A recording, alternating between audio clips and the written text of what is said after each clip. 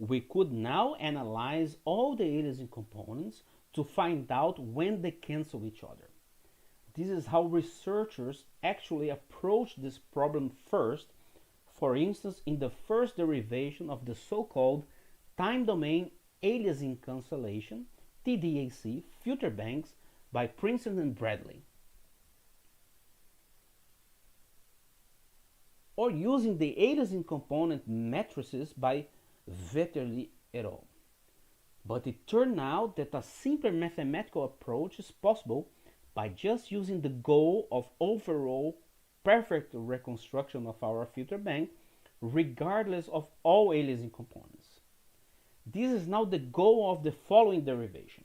Here we need to analyze in more detail what happens in the filtering and downsampling process in our filter bank. To come to a solution, we need to apply the Z-transform to our filter bank with non-ideal filters.